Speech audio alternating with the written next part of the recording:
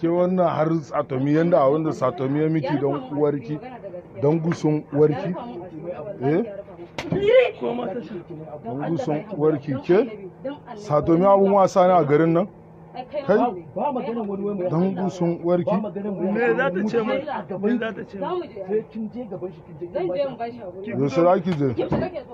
don gusun uwarki mu akan satomi ba mun bada jinin mu da rayuwar mu ba bari ki jin faɗa miki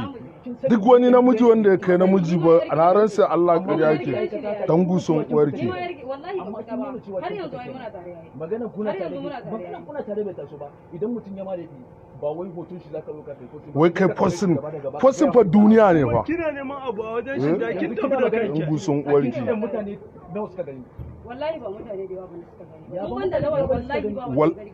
ni na gani da kaina kin sa kina cewa wannan ke kin sa Allah da namiji ne wallahi ba sai wallahi sai gwammace kiyama dan gusun uwarki